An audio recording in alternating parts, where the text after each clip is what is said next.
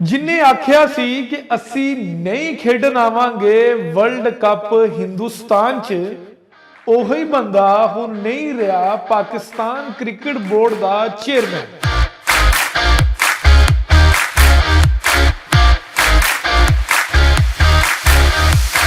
वजीर आजम शहबाज शरीफ ने रमीज राजा ने फारग कर दिता पाकिस्तान क्रिकेट बोर्ड की चेयरमैनशिप तो नवा नाम है नजम सेठी। सत श्री अकाल, नमस्कार ते अस्सलाम वालेकुम। तुसी वेख रहे हो इंडोज टीवी ऑस्ट्रेलिया ते मैं तुहाडा मेजबान नासिर अली। नाजरीन, पाकिस्तान ते इंडिया दी क्रिकेट बोर्ड के दरमियान जिहड़ी एक जंग चल रही सी कि असी एशिया कप खेडन नहीं आना ते असी वर्ल्ड कप खेडन नहीं जाना। यानी कि जदों अमित शाह ने यह स्टेटमेंट दी कि असी एशियन क्रिकेट कौंसल के थ्रू होने वाला एशिया कप 2023 जिहड़ा पाकिस्तान च होने जा रहा है, असी उस एशिया कप दे विच शिरकत नहीं करांगे। जदों उन्होंने ये स्टेटमेंट दिता तो उस तो बाद पाकिस्तान क्रिकेट बोर्ड के चेयरमैन रमीज राजा ने आख्या कि जे तुसी नहीं खेडन आओगे एशिया कप पाकिस्तान दे विच ते पाकिस्तान भी नहीं जाएगा हिंदुस्तान 2023 का वर्ल्ड कप खेडन। एशिया कप ते वर्ल्ड कप के दरमियान सिर्फ 15 दिन का वक्फा सी, यानी कि एशिया कप तो 15 दिन बाद वर्ल्ड कप शुरू हो जाना है ते पाकिस्तान ते इंडियन क्रिकेट बोर्ड के दरमियान ये जंग जिहड़ी सी ये पहले ही चलना शुरू हो गई।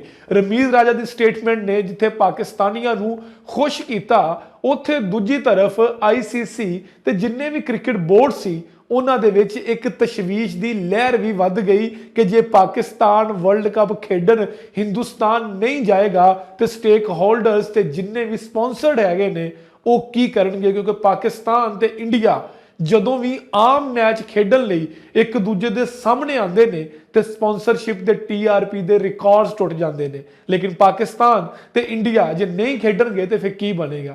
इसे कशमकश के दौरान पाकिस्तान हार गया। पाकिस्तान किवें हार गया कि पाकिस्तान इदा हार गया कि पाकिस्तान ने कहा सी असी वर्ल्ड कप खेडन नहीं जाना। ये पूरे पाकिस्तान ने नहीं सी कहा, बल्कि ये चेयरमैन क्रिकेट बोर्ड रमीज राजा ने आख्या सी ते हुण रमीज राजा अपने ओहदे ते नहीं रहे। रमीज राजा साहब नूं कल रात पाकिस्तान क्रिकेट बोर्ड की चेयरमैनशिप तो फारग कर दिता गया। उन्होंने हटाने वास्ते कमेटी ने एक खत वजीर आजम शहबाज शरीफ नूं लिखिया ते उस खत तो बाद पाकिस्तान के प्रधानमंत्री प्राइम मिनिस्टर जिहड़े हैगे ने वजीर आजम शहबाज शरीफ जिहड़े ने उन्होंने रमीज राजा नूं उन्हां दे ओहदे तो फारग कर दिता ते उन्हां दी जगह ते साबिक चेयरमैन जिहड़े सी जिहड़े इस तो पहले पाकिस्तान क्रिकेट बोर्ड के chairman C Najam Sethi media person ने, मीडिया के तजिया निगार ने ते एक TV चैनल्स के बतौर एंकर काम भी करते रहे ने, तजिया निगार भी काम करते रहे ने। उन्होंने पाकिस्तान क्रिकेट बोर्ड का दोबारा चेयरमैन बना दिता गया ते उहदे विच उस चेयरमैनशिप की कमेटी के अंडर जिहड़ा टीम बनाई गई है उस टीम दे विच पाकिस्तान के साबिक कप्तान फॉर्मर कप्तान शाहिद अफरीदी भी शामिल ने, उस तो बाद सना मीर भी शामिल हैगे ने। उस तो बाद अगर असी गल करिए तो इस क्रिकेट बोर्ड के नवे चेयरमैन ने आंदे जिहड़ी फाइंडिंग कमेटी जिहड़ी हैगी सी, सिलैक्शन कमेटी जिहड़ी हैगी सी ਉਹਨੂੰ भी तब्दील कर दिता है। तो ਉਹਦਾ इजलास अज होया है तो प्रैस कॉन्फ्रेंस ਦੇ ਵਿੱਚ नजम सेठी ने आख्या है कि ਅਸੀਂ 2014 का क्रिकेट बोर्ड का ऑर्ਡੀਨੈਂਸ ਜਿਹੜਾ ਬਣਾਇਆ ਸੀ ਉਹਨੂੰ ਅਸੀਂ वापस लैके आवांगे तो ਉਹੀ कानून ਜਿਹੜੇ नजम सेठी ने बनाए सी पाकिस्तान क्रिकेट बोर्ड की बेहतरी लई ਉਹੀ ਚੱਲਣਗੇ। लेकिन वो किहड़े कानून सी, पाकिस्तान क्रिकेट बोर्ड किवें काम करेगा, ये सारी बहस जिहड़ा ਉਹਦਾ इस प्रोग्राम नाल कोई ताल्लुक नहीं। इस प्रोग्राम का मुद्दा जिहड़ा है वो सिर्फ ये वे कि हुण पाकिस्तान वर्ल्ड कप खेडन हिंदुस्तान जाएगा, क्योंकि रमीज राजा साहब ने जिहड़ा स्टैप लिया सी उस स्टैप के उत्ते वो कायम रहे तो आखिरी दम तक कहते रहे कि असी हिंदुस्तान वर्ल्ड कप खेडन नहीं जावांगे, बशर्ते ये कि अगर इंडिया जिहड़ा हैगा हिंदुस्तान जिहड़ा हैगा वो एशिया कप खेडन पाकिस्तान नहीं आएगा। हुण चेयरमैन नजम सेठी जिहड़े हैगे ने सियासी किस्म के बंदे ने ते इन्हां दे विच आख्या जा रहा है कि अगर इंडिया एशिया कप खेडन पाकिस्तान नहीं भी आंदा तो पाकिस्तान फिर भी वर्ल्ड कप खेलन इंडिया चला जाएगा, क्योंकि नजम सेठी साहब ਜਿਹੜੇ ਨੇ ਉਹ ਕੋਈ ਇਸ ਤਰ੍ਹਾਂ ਦਾ ਰਸਤਾ ਨਿਕਾਲ ਲੈਣਗੇ। ਉਹ ਵੀ ਹੋ ਸਕਦਾ ਹੈ ਕਿ ਏਸ਼ੀਆ ਕੱਪ ਜਿਹੜਾ ਹੈਗਾ ਉਹ ਪਾਕਿਸਤਾਨ ਚੋਂ ਸ਼ਿਫਟ ਕਰਕੇ ਅਬੂ ਜ਼ੈਬੀ, ਦੁਬਈ ਜਾਂ ਸ੍ਰੀਲੰਕਾ 'ਚ ਮੁੰਤਕਿਲ ਕਰ ਦਿੱਤਾ ਜਾਵੇ, ਕਿਉਂਕਿ ਸ੍ਰੀਲੰਕਾ ਦੇ ਹਾਲਾਤ ਵੀ ਕਾਫੀ ਖਰਾਬ ਨੇ, ਕਿ ਉੱਥੇ ਮੁੰਤਕਿਲ ਕਰਕੇ ਉਹਨਾਂ ਨੂੰ ਫਾਇਦਾ ਦਿੱਤਾ ਜਾਵੇ।